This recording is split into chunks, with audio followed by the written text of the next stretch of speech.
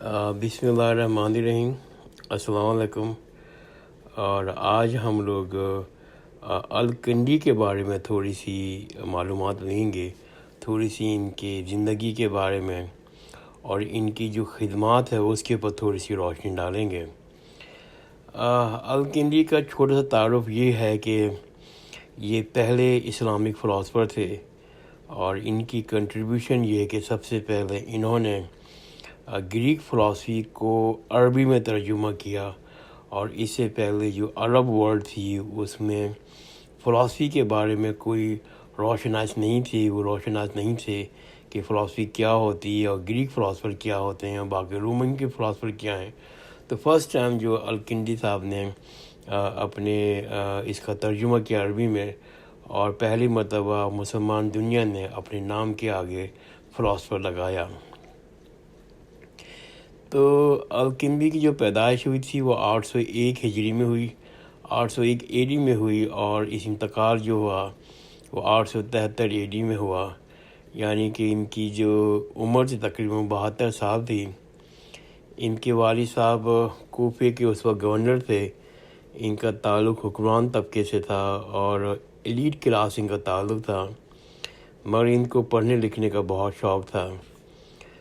خلیفہ ہارون رشید نے ان کو اپوائنٹ کیا as a head of the house of gold, house of the wisdom. یعنی کہ ان کو بنیادی یہ وہ کام دیا، وہ یہ تھا کہ انہوں نے وہاں بیٹھ کے گریک فلاسفی کا عربی میں ترجمہ کرنا تھا. اور یہ بیت الحکمہ جو تھی، یہ ہاؤس آف وزڈم، یہ ایک طرح کا ٹرانسلیٹنگ اسکول تھا. انہوں نے اب سارے جو علم تھے، اپن کے خلیفہ ہارون رشید نے کہا کہ جو بھی علم کہیں بھی اویلیبل ہے ان سب کو عربی میں ٹرانسلیٹ کرو. لیکن الکنڈی صاحب کو صرف یہ ریسپانسبلٹی تھی کہ آپ جو ہے وہ ٹرانسلیٹ تو کریں لیکن گریک فلسفی کو ٹرانسفر کریں. تو یہ ترجمے کا بہت بڑا ادارہ تھا، اور یہ جو ہاؤس آف وزڈم، اور یہ ادارہ بہت ہی مصروف تھا کتابوں کی اشاعت میں اور کتابوں کو لکھنے میں. اور اس کا نتیجہ یہ ہوا کہ بغداد میں ایک بہت بڑی اسٹریٹ بن گئی جہاں پر سینکڑوں لوگ کہتے ہیں عربی کی ترجمہ کر رہے ہیں گریک زبان سے دوسرے علوم کا، اور وہاں پر وہ لوگ خطیب کتابیں لکھ رہے ہیں. کچھ لوگ ان کی اشاعت پہ لگے ہوئے ہیں، کچھ لوگ ان کی کاپی کر رہے ہیں. تو یعنی کہ سینکڑوں لوگ کا ایک ہی مقصد ہے کہ وہ علم کا ٹرانسفر کر رہے ہیں عربی زبان میں. تو میں یہ سمجھتا ہوں کہ یہ جو عمل تھا یہ ہاؤس آف وزڈم کا، اس کا بہت اہم اور کلیدی کردار ہے اسلام اور عرب کے اندر گولڈن ایج لانے میں. آپ کو یاد ہوگا کہ میں نے آپ کو بتایا تھا کہ جو ٹریڈیشنل اسلامک اسکالر تھے ان کا ایک خیال تھا کہ جو علم کلام ہے یہ انسان کو اور سماج کو دین سے دور لے جاتا ہے، لہذا وہ سخت علم کلام کے مخالفین تھے. تو جب الکنڈی نے فلسفی کا ترجمہ کیا عربی کے اندر، تو گریک فلسفی کا ترجمہ جب کیا تو اس کو الکنڈی صاحب کو بہت مشکل ہوئی ٹریڈیشنل اسلام کے اسکالر کو سمجھانے کے لیے کہ ہمیں ترجمہ کرنا کیوں ضروری ہے، کیوں ہمیں گریک فلسفی پڑھنی ضروری ہے، کیوں ہمیں پوری دنیا میں جو علم آ گیا ہے اس کو حاصل کرنا ضروری ہے. لہذا الکنڈی کہتے ہیں ہمیں کبھی بھی شرمندگی نہیں ہونی چاہیے اگر ہم سچائی جو ہے وہ کہیں اور سے ملے. اگر ہمیں سچائی جو ہے ان لوگوں سے ملے جو ہم سے پہلے رہتے تھے، یا ہمیں سچائی بیرونی لوگوں سے ملے، ان لوگوں سے ملے جو دوسرے علاقوں کے ہیں، دوسرے مذاہب سے ملیں، تو اس میں کوئی شرمندگی نہیں. ہم ان سے اپنے علم حاصل کریں، ان سے سچائی معلوم کریں. تو وہی کہتے تھے کہ جو لوگ ہیں جو سچائی کی تلاش میں رہتے ہیں ان کے لیے سچائی سے بڑھ کر کوئی اور چیز نہیں ہو سکتی. لہذا الکنڈی کے حوالے سے یہ کہنا ضروری ہے کہ ان کی جو سوچ تھی وہ انتہائی کاسموپولیٹن تھی. وہ سمجھتے تھے کہ جو دنیا کے اندر بہت سارا علم موجود ہے، ہمیں وہ علم حاصل کرنا چاہیے. اس علم کو حاصل کرنا میں کوئی بری بات نہیں ہے، خواہ وہ علم گریک سے حاصل ہو یا روم سے حاصل ہو یا چائنا سے حاصل ہو، مگر ہمیں علم حاصل کرنا ہے. جو اسلامک ٹریڈیشنل فلاسفر تھے اور تھنکر تھے اور جو اسکالر تھے وہ یہ کہتے تھے کہ سچائی صرف اور صرف پروفیسی میں ہے، قرآن مجید میں ہے، اللہ کی وحی میں ہے اور حدیث شریف میں موجود ہے، تو کوئی ضرورت نہیں کسی اور چیز کو پڑھنے کی، کہیں اور سے سچائی حاصل کرنے کی۔ اللہ کے کلام میں ہی دنیا بھر کی سچائی ہے۔ اب جو اسلامک فلاسفر تھے، الکندی کی بات لے لیتے ہیں، وہ کہتے ہیں کہ ان کا ہی نقطۂ نظر تھا کہ اس میں 100% درست بات ہے، اس میں 1% بھی کسی قسم کا ڈاؤٹ نہیں ہے کہ ہاں سچائی جو ہمارے اپنے دین میں ہے، اپنے قرآن میں ہے، اپنے حدیث میں ہے اور پیغمبروں سے حاصل کی جا سکتی ہے۔ مگر یہ بھی وہ کہتے تھے کہ درست بات، سچائی جو ہے وہ فلسفے سے بھی حاصل کی جا سکتی ہے، یعنی کہ وہ سچائی کے حوالے سے دو راستے ہیں، ایک پروفیسی کا ہے، دین کا ہے، اسلام کا ہے، پیغمبروں کا راستہ ہے، دوسرا فلسفی کا راستہ ہے۔ دونوں الگ راستے ہیں، دونوں کے لیکن ان کی منزل ایک ہی ہے، وہ ایک ہی قریب پہنچ کر سچائی کو معلوم کر لیتے ہیں۔ تو الکندی یہ کہتے ہیں کہ جو بنیادی طور پر جو حضرت صلی اللہ علیہ وسلم کا جو پیغام ہے اور فلاسفر کی جو نالج ہے، فلسفہ کا جو علم ہے، دونوں چیزیں بنیادی طور پر ایک ہی جگہ پہنچتی ہیں۔ دونوں کے راستے الگ ہیں، لیکن دونوں چیزیں جو ہیں جو مقصد جو ہے وہ دونوں چیزیں ایک جگہ، ایک جو الٹیمیٹ گول دونوں کا ایک ہے کہ سچائی کو حاصل کریں۔ جو پروفیسی جو ہے وہ جو اللہ تعالیٰ کا کلام ہے، جو اللہ تعالیٰ کی طرف سے نازل ہوتی ہیں، فلسفی میں انسان کو اپنی خود ٹریننگ کرنی پڑتی ہے۔ جو پیغمبر ہیں ان پر خدا تعالیٰ کے الفاظ نازل ہوتے ہیں، فلاسفر ہے اس کو محنت کرنی پڑتی ہے سچائی کی طرف پہنچنے کے لیے۔ جو پیغمبر ہیں وہ سچائی کی طرف بہت جلدی پہنچ جاتے ہیں کہ ان کے پاس اللہ تعالیٰ کا دیا ہوا علم ہوتا ہے، ان کے پاس اللہ تعالیٰ کی طرف سے رہنمائی ہوتی ہے، اللہ تعالیٰ کی بیوی وہی ہوتی ہے ان کے پاس۔ فلاسفر کو بہت وقت لگتا ہے، اس میں وہ مسٹیک بھی کرتا ہے، مگر آہستہ آہستہ بتدریج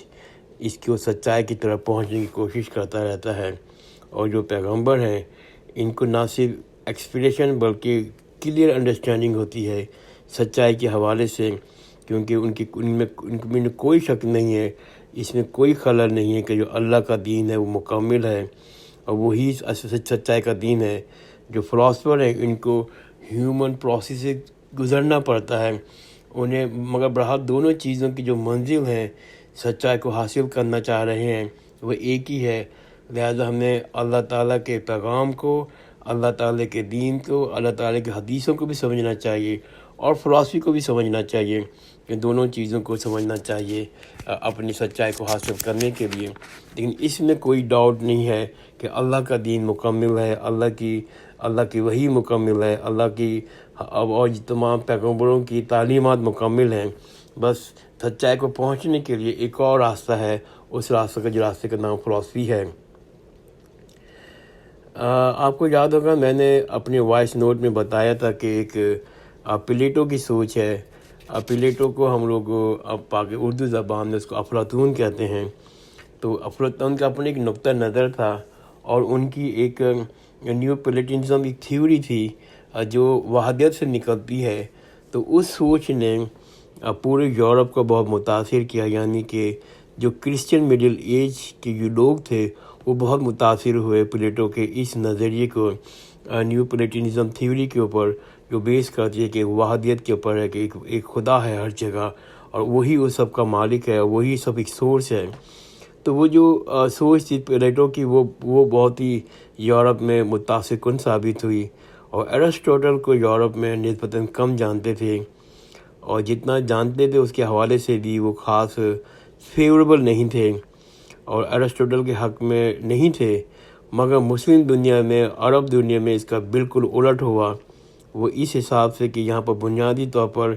ایرسٹوٹل کو ہی استاد مانا جاتا تھا، سب سے بڑا استاد مانا جاتا تھا۔ افلاطون کو بھی استاد مانتے تھے، مگر ایرسٹوٹل جو ہے وہ فرسٹ ٹیچر کا اس کو لقب دیا گیا، اس کے فلسفے کو پہلا استاد مانتے تھے۔ عرب فلسفہ دان اور ایرسٹوٹل بہت متاثر تھے، لیکن اس میں کچھ مزیدار باتیں میں کرتا ہوں کہ وہ بڑی ہنسی والی بات ہے کہ جب وہ گریک فلسفی کا ترجمہ ہو رہا تھا تو بہت ساری ترجموں میں بہت ساری ایسی چیزیں جو گریک زبان میں لکھی گئی تھیں، جب ان کا ترجمہ ہوا، اگرچہ وہ ایرسٹوٹل نے نہیں لکھی تھیں لیکن جب ان کا ترجمہ ہوا تو عرب نے کہا یہ بھی ایرسٹوٹل نے لکھا ہے، جو کہ ایرسٹوٹل نے نہیں لکھا تھا، کسی اور فلاسفرز کی وہ تھنکنگ تھی، کسی اور فلاسفر کے تصورات تھے۔ مثال کے طور پر ہم دیکھتے ہیں کہ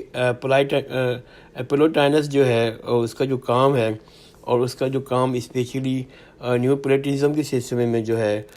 اس کو وہ سمجھتے تھے کہ یہ بھی کہتے ہیں ایرسٹوٹل نے لکھا ہے۔